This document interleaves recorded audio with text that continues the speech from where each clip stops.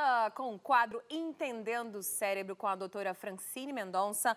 E o assunto de hoje é como cuidar de um paciente com Alzheimer. Bem-vinda, doutora. Boa tarde. Boa tarde, Gi. Obrigada mais uma vez, né, por estar aqui informando a população sobre temas tão importantes como, por exemplo, cuidar de pacientes que têm Alzheimer, pacientes com quadros demenciais, não é? Então, os cuidados domiciliares, não é? O que tem de tratamento, o que se pode mudar para aumentar a qualidade de vida do paciente com Alzheimer e dos cuidadores. Mas isso é depois da vinheta, pode rodar. Vai!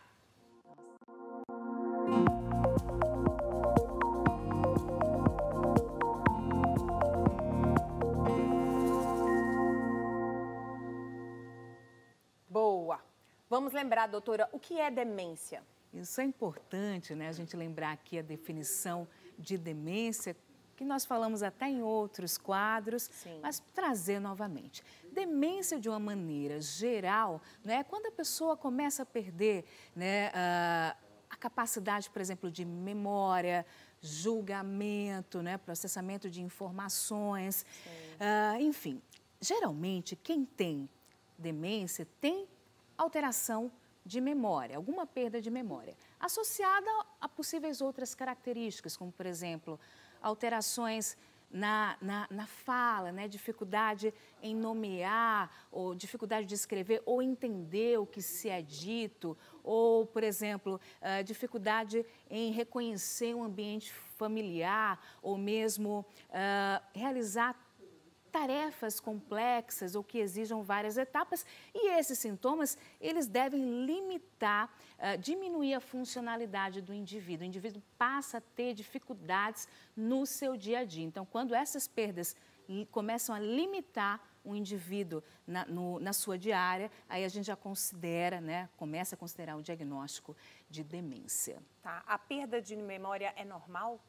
Então, muita gente se preocupa, doutora, estou esquecendo um nome, será que eu não estou tendo aí um Alzheimer precoce? Não é? É tão comum, Gi, até pessoas jovens vêm perguntando, vêm com esse medo. Olha, alterações de memória recente, por exemplo, esquecer um telefone, esquecer um nome próprio, esquecer até alguma direção em algum momento, isso pode fazer parte do envelhecimento, tá? Então, à medida que a gente vai adquirindo os aninhos aí de vida, né, pode haver uma diminuição no processamento de informações, não aprender mais as coisas tão rápido como se era antes. Isso faz parte do processo de envelhecimento. Logicamente que essas perdas, né, geralmente não causam limitações ao indivíduo e nem avançam de uma maneira expressiva. Se for o contrário, a gente já tem que pensar, né, na possibilidade de um quadro demencial. Tá, vamos para os sintomas precoces e os tardios do Alzheimer. Isso, é bem interessante. Primeiro, eu preciso falar para vocês que, assim, eu vou falar o que é geral, mas claro que existe, cada indivíduo ele pode evoluir de uma maneira, tá bom? Mas geralmente quem tem o Alzheimer, as alterações precoces do Alzheimer, elas são sutis, né? Muitas vezes o indivíduo ele começa a esquecer de um fato recente, começar a fazer perguntas aí repetitivas, né? Por exemplo, de repente o indivíduo percebe que o familiar falou assim, olha, você está perguntando, mas eu já falei isso mais cedo. Isso passa a ser frequente. Ou então, o familiar fala, olha, eu já te falei isso algumas vezes e você está perguntando, falando de novo, não é? Então, já começa a ligar o alarme. Associado a outras condições, né? Dificuldade em nomear objetos, por exemplo, dificuldade em realizar tarefas um pouquinho mais complexas, como cozinhar, pagar uma conta, por exemplo, manusear um talão de cheque. Isso pode acontecer e fazer, né, parte dos sintomas precoces, né? Não reconhecer algum local do ambiente também pode acontecer. A dificuldade aí começar a planejar o seu dia, planejar suas tarefas. Então, isso pode fazer parte de um quadro precoce, não é? E aí, quando a gente vai avançando, né, tende a haver, logicamente, o declínio, né, uma vez que o Alzheimer é um quadro que avança, a gente fala que é neurodegenerativo, ou seja, vai degenerando, tá? E as alterações tardias já pode vir, por exemplo, alterações comportamentais e de personalidade. O indivíduo, por exemplo, pode ficar irritado, pode ficar hostil, com raiva, Entendi. ou o contrário, perder o interesse no seu entorno, que nós chamamos de apatia, tá? Pode haver, por exemplo, alucinações, delírios, desorientações e dificuldades até de fazer atividades básicas, como comer, né, como tomar banho, precisando de auxílio, né, perder urina, incontinência urinária, fecal, isso com o avanço do quadro, tá? Boa. Quais são as medidas de segurança em casa para quem tem demência, doutora? Então, em relação aos medicamentos, é muito importante porque, assim, o paciente com demência, ele já vai perdendo progressivamente a capacidade de reconhecer o porquê está tomando aquela medicação, de se atrapalhar com as medicações, né? Então, até deixar de usar ou consumir uma medicação inadequada. Então, é importante para as pessoas que têm o paciente com Alzheimer em casa, fazer uma organização das medicações manhã, tarde, noite, deixar em uma caixinha, deixar em caixa alta, tá? Para que o paciente possa se orientar. Ou mesmo, de preferência, fornecer o medicamento ao paciente, a pessoa que tem o quadro demencial. E ainda, jogar fora os medicamentos que não têm mais utilidade, que o paciente não usa, para não haver confusão. Deixar fora do alcance, então, da pessoa também ajuda? Sim, sim. Principalmente o que já não utiliza mais, né? Nada de dirigir? Então, dirigir é uma grande questão, porque assim, direção está relacionada à independência, né, Gi? Sim. Então, quem dirige já se considera perder a possibilidade de dirigir, gera uma grande frustração, né? Mas, com o passar do tempo, vai evoluir para um grande risco na direção, tá? Então, se existe um paciente com a demência leve, que ainda mantém uma capacidade de dirigir, ele precisa ser orientado, que ele vai, com o passar do tempo, não poder mais realizar aquela atividade. Porque ele pode perder a memória, né, doutora? Exatamente, ficar confuso, não lembrar de locais, perder reflexos. Porque né? a gente dirige no automático, né? Parece muito simples, mas não é. A gente faz várias coisas ao mesmo tempo, né? Sim, existem vários caminhos cerebrais ativados. Sim. Exatamente. Então tem que ter cuidado. E mesmo, tá levinha, mantém a capacidade de direção, mas ele tem que ser reavaliado a cada 6 meses. Para que se defina o grau e a determinação da possibilidade. Né, também. Mais segurança, sem dúvida. Quedas. Quedas. Então, você que tem o seu convive com o paciente com quadro de demência, tira tudo, tapete, deixa a casa muito bem organizada, tá? Coloca barras de segurança, barras de apoio para que o idoso possa andar caso venha desequilibrar e cair. Deixa a casa organizada, evita a mudança de móveis, não é isso? Objetos pela casa para evitar o risco de queda. Por exemplo, imagina o idoso que já tem uma fragilidade óssea, fraturar o quadril pode ser até fatal. Né? Então, é muito importante você fazer essa revisão do seu domicílio, tá? Cozinhar. Cozinhar, né? Então, com o passar do tempo, também vai se perdendo essa... E por que cozinhar não pode, doutora? Então, porque cozinhar também oferece risco de, por exemplo... Por isso que eu não cozinho, tá vendo? Cadeira, calma, essa brincadeira. Quem tem demência, por exemplo, pode perder a capacidade, pode ficar confuso naquele momento, não saber o que vai fazer, né? não seguir passos, né? Pode... a gás, deixar o gás ligado. Então, muitas vezes é interessante cortar as ligações de gás, né?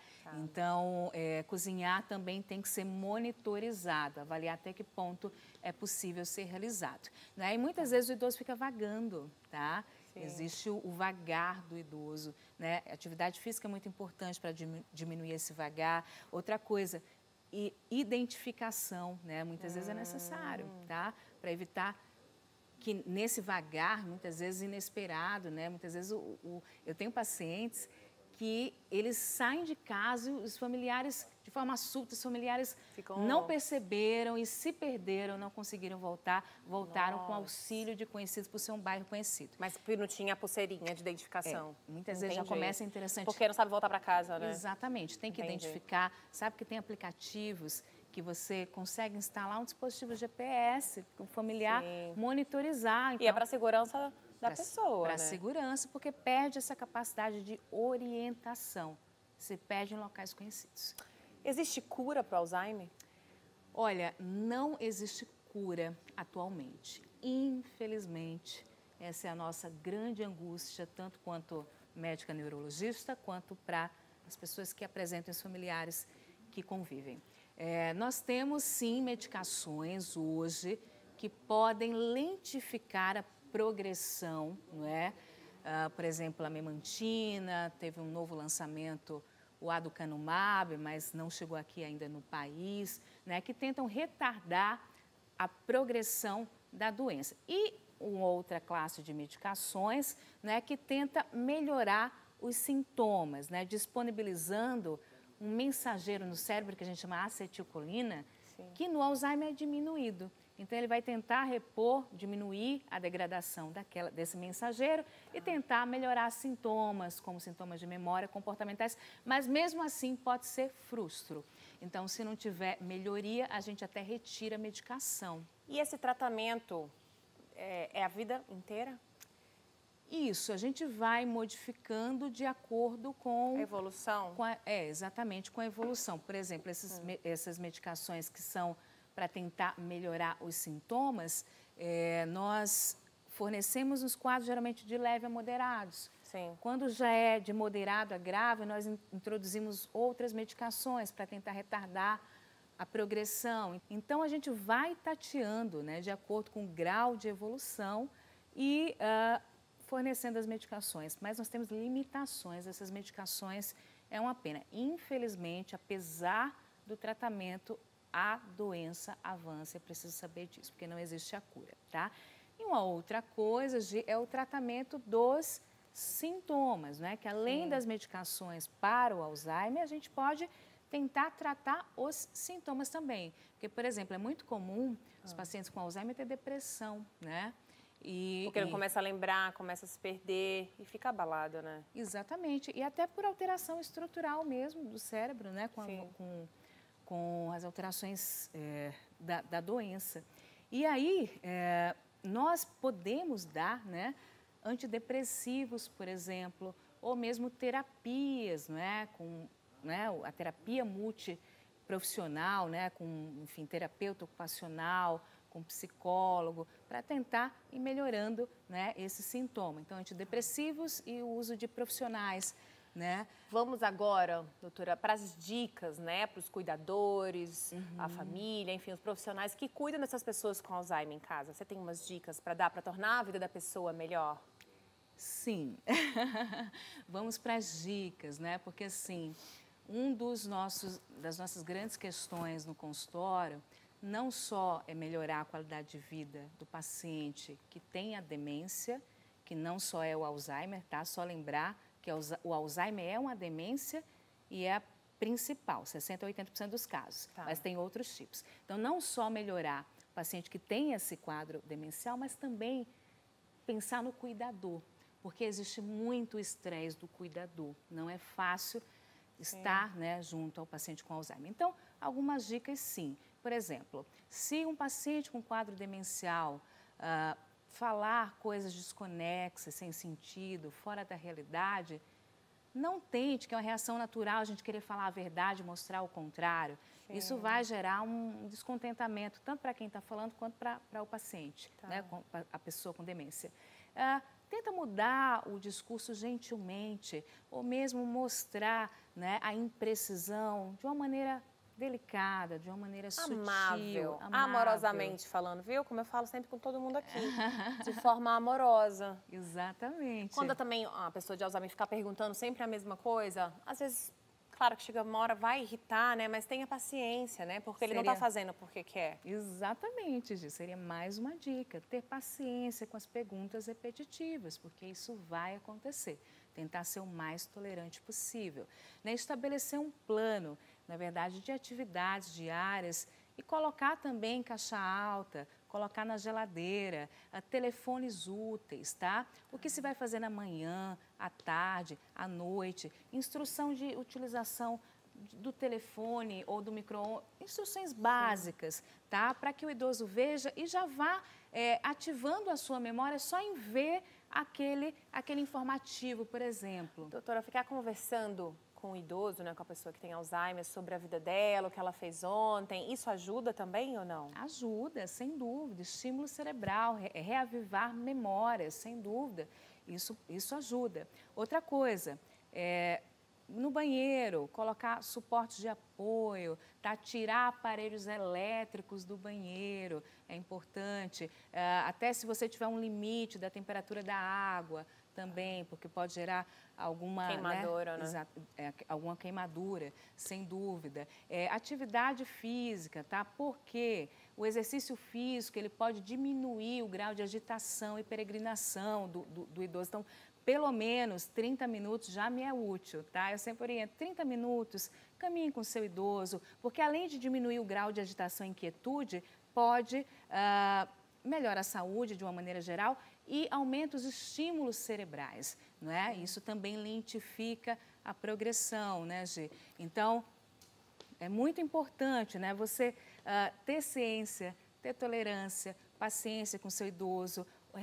Outra coisa, Gi, evitar mudar os móveis da casa. O idoso já está adaptado, né? O paciente com demência está adaptado à posição dos móveis. Se você muda, pode gerar algum grau de confusão e tendência à queda, né? Isso também precisa ser adotado, né? Então, várias diquinhas que você vê. E outra, você cuidador, tire o tempo do seu descanso, estabeleça isso, também cuide da sua saúde. Está exausto, tá? né? Peça ajuda. Exatamente. Boa, doutora Francine Mendonça, no quadro Entendendo o Cérebro. Muito obrigada. Obrigada Viu? Seus você. contatos para quem quiser te seguir nas redes sociais, saber mais de Alzheimer, demências, tudo ligado ao cérebro. Então, os meus contatos, né? Eu tenho meu Instagram, tá lá, eu dou muitas dicas, é DRA Francine Mendonça, tá bom? DRA Francine Mendonça. Ou pega a tela do seu celular agora, aproxima na tela da TV, tem esse QR Codezinho, aproxima lá, já aparece o link direto, tá bom? Boa, doutora. Aguardo dicas. Obrigada, viu? Obrigada a você. E a gente vai ficando por aqui, mas ele vem chegando na sequência. Luciano Faccioli, é com você, meu querido. Beijo, tchau. Oi, gente, aqui estamos em mais uma Tarde Top, bem-vindos e bem-vindas, um grande abraço a todos vocês que nos acompanham pela Rede Brasil de televisão.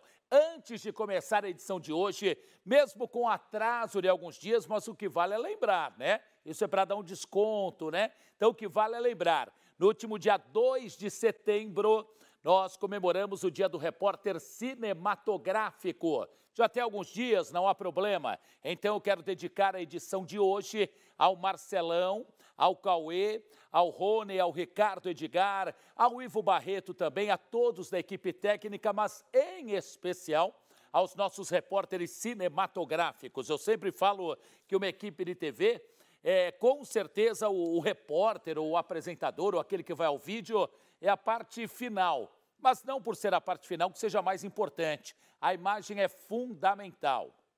Qualquer reportagem, qualquer assunto que seja levado ao ar, se não tiver uma imagem de qualidade, já era. Então, aos cinegrafistas, a minha homenagem pelo último dia 2, Dia do Repórter Cinematográfico. E por falar em imagem, quem vai aparecer aqui em nosso telão é este moço que é o Fernando Bernardini, biólogo e gerente de desenvolvimento de soluções da Bayer. Tudo bem, Fernando? Um abraço, obrigado por estar com a gente, hein?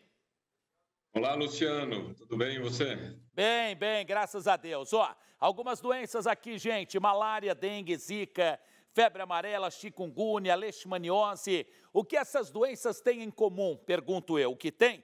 Todas elas são transmitidas aos seres humanos por mosquitos. Mosquitos letais, hein? Anualmente, cerca de 1 milhão de pessoas no planeta acabam por falecer em decorrência da picada desses insetos. No Brasil, o mais conhecido é o Aedes aegypti, não é? que em 2020 infectou mais de 1.400.000 pessoas com o vírus da dengue, segundo o boletim epidemiológico do Ministério da Saúde. E aí eu pergunto, por que tivemos um aumento na pandemia desses casos de dengue? Ei, meu caro Fernando, qual é a explicação, por favor? Bom, Luciano, o ano passado, né, esse ano também, lógico, mas tivemos a grande mudança com relação à pandemia. Além de muitas outras situações, mas a pandemia nos trouxe para dentro de casa, né? Seja para trabalhar ou para estudar. Então, as pessoas ficaram e estão ainda, né, dentro das casas. O mosquito, é importante que o mosquito Aedes aegypti, que transmite a dengue, o chikungunya, a zika, ele é um mosquito urbano e tem uma preferência de ficar dentro das casas. Estima-se aí que 80% das transmissões aí da dengue ocorre dentro das casas. E o hábito dele, né, ainda para piorar um pouquinho a situação, ele gosta de ficar na parte mais inferior da casa. Sim. Né, mais ou menos 1,5 metro, e áreas mais sombreadas, ou seja, embaixo de mesas, atrás de móveis, cortinas. Se tiver alguma vegetação, né, alguma flor, né, dentro da casa, ele gosta de ficar ali. E quando nós estamos fazendo home office ou estudando, geralmente fica um pouco mais à vontade. Fica ali com shorts, uma bermuda, e deixamos a nossa pele livre. Então, onde o mosquito ele fica à disposição, né, para estar nos atacando, infelizmente. Agora, Fernando, uma pergunta que você já deve ter respondido 480 vezes, fora as outras que também chegaram, não é? É no calor, isso a gente já falou, mas não quero mais repetir, não é? Informação, prestação de serviço é o nosso jeito de ser. É no calor ou é no frio que o mosquito ele age ou atua com uma intensidade maior? O mosquito, ele o corpo dele não é como o nosso. Nós mantemos uma temperatura estável. A temperatura do mosquito, do Aedes aegypti, ele vai variar conforme tem essa variação do ambiente. Sim. Se está muito frio, ele fica a temperatura baixa, e quente, temperatura quente. Quando ele está com a temperatura baixa, o ambiente está, né, o inverno, quando é mais rigoroso, tudo, abaixa o metabolismo do mosquito. Então, ele produz menos, ele voa menos e, consequentemente, nos ataca menos. Né? Então, no calor, ele tem uma maior incidência. Às vezes, nós pensamos, nossa, está aumentando os casos e está frio. Né? Só que os casos, às vezes, são de alguns dias, algumas semanas atrás, que está refletindo hoje. Então, é importante que agora nós passamos, depende da região do Brasil, passamos por um período aí de inverno mais rigoroso, mas está chegando a temporada aí, né, de primavera, verão, né, em sequência, e pode aumentar a proliferação. Você como um profissional, gente, para quem chegou só agora, aliás, só agora, demorou, hein? Aqui na Tarde Top, na Rede Brasil de Televisão, a gente conversa com o Fernando Bernardini, que é biólogo e gerente de desenvolvimento de soluções da Bayer. Essa questão do mosquito da dengue, nunca também é um pouco forte, né? Em algum momento, de alguns anos para cá, teve uma queda considerável de pessoas infectadas ou só para inglês ver, hein? Houve, mais aproximadamente uns 4 anos atrás, houve uma boa redução. Sim. Aconteceu várias ações ao mesmo tempo, né? Tanto umas campanhas de conscientização, uma boa frequência, e também algumas ações fortes aí dos municípios, do governo, com relação ao combate da dengue. Então, isso é importante, que não é algo só o governo ou a prefeitura tem que fazer. Não, isso é uma ação para todos nós. Então, todos nós temos que ficar atentos, né, e no combate do mosquito. Bom, você não é da vigilância sanitária, óbvio que não, mas é um profissional da área médica, vai?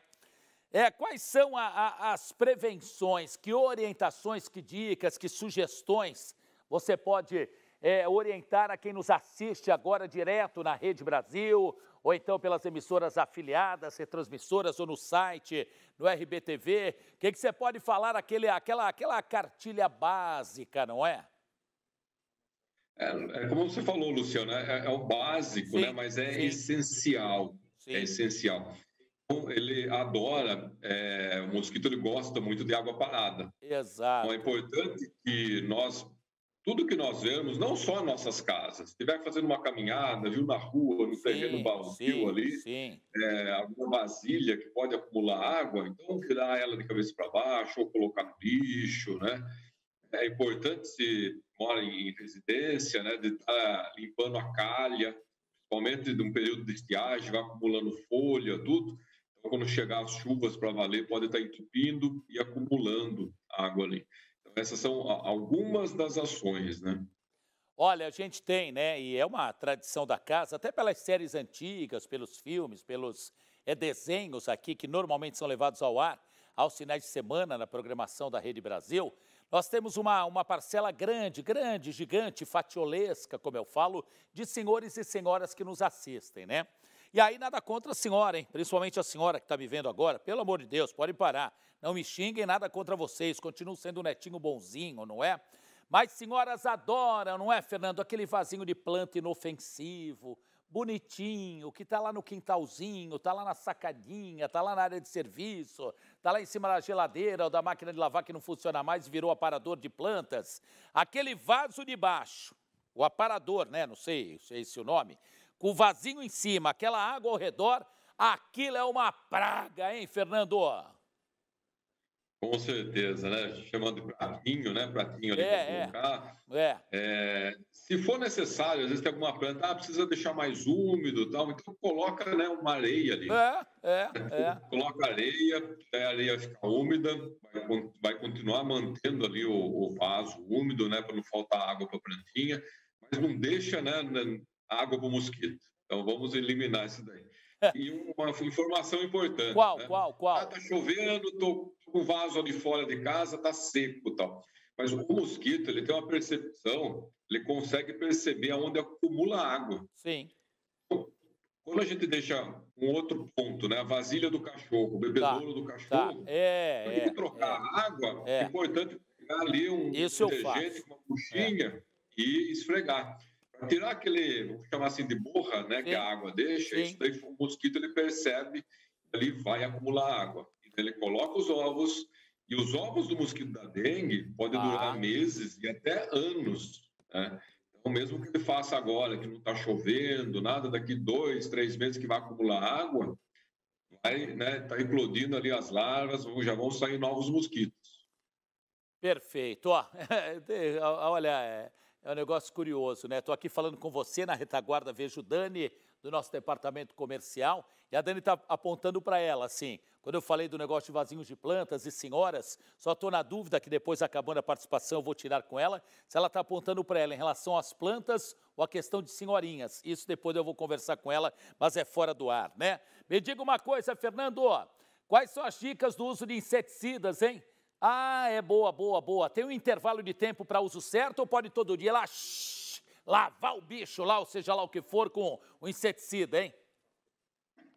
Depende do inseticida, Luciano. Como eu falei, a gente tem que estudar, pensar um pouquinho, né? Do que ele gosta, ficar nas partes baixas da casa. Então, se eu vou usar um aerosol, eu vou aplicar, fazer a aplicação não no ar, mas sim embaixo da mesa. Embaixo, sim, ali que ele está. Olha! Embaixo de um armário, atrás do sofá, né? Quer dizer, o sofá fica próximo da parede. Esses são os pontos importantes de fazer uma aplicação. Existem alguns produtos, Luciano, que ele dá um residual, ou seja, a gente aplica e ele dura mais tempo. Daí tem que fazer uma aplicação na parede. Da mesma forma, aplica na parte inferior da parede. Aí o mosquito vai pousar, porque o produto ali ainda agindo, e ele morre. São formas diferentes de controlar. E aí, por falar em formas diferentes de controle, perdão, Fernando, qual é o melhor inseticida? Aquele de tomada? Lá, o que coloca na tomada, lá parece um Benjamin, ou de aerosol? Então, são soluções, são inseticidas diferentes, tá, Luciano? Ah, é? O aerosol, eu vou ter um Dani, efeito diferentes, ali, hein?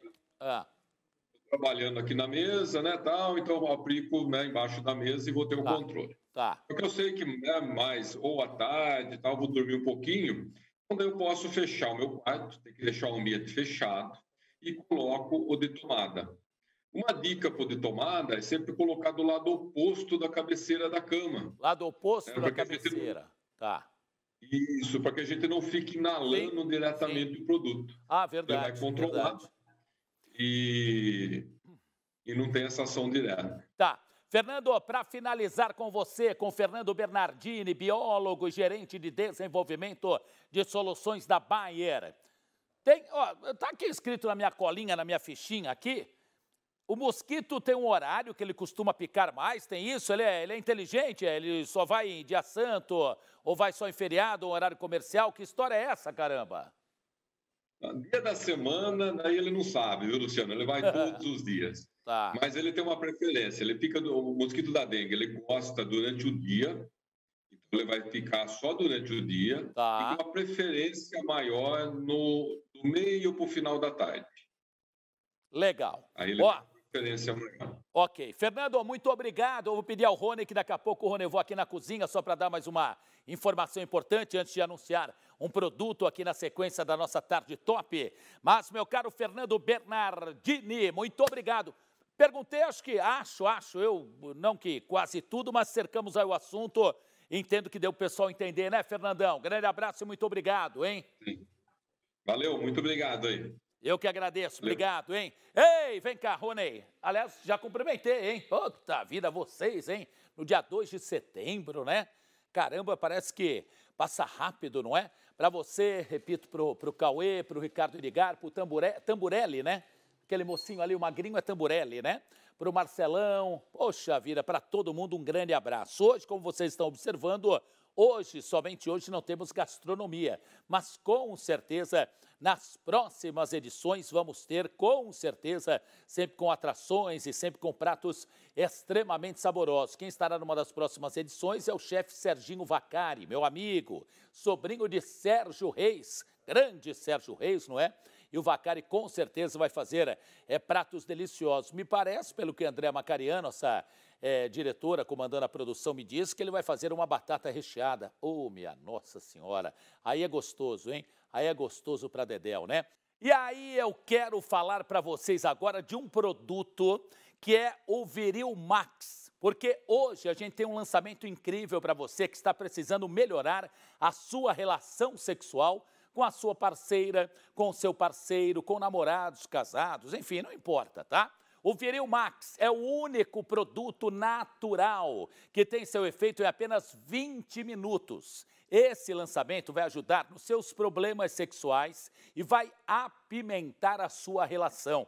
Você já pensou, por exemplo, em voltar a sentir aquelas sensações do seu tempo de juventude já? Em que você ficava, vamos usar o termo assim, ansioso, ansiosa para ver aquela pessoa? Pois é, então que tal ligar agora? 0800 970 0309. Vou repetir, 0800 970 0309. Ou então você pode apontar a câmera do seu celular para o QR Code que está em sua tela, que aí nós vamos explicar melhor sobre esse incrível produto, feito com uma formulação especial e com propriedades afrodisíacas. Viril Max, Viril Max. Vai estimular o seu desejo sexual, vai aumentar a sua libido, vai retardar a ejaculação precoce. Aí, se retarda a ejaculação precoce, pô, o prazer dura mais, prolongado, prazeroso, não é? Então, pessoal, que tal? Que tal o Viril Max, que é 100% natural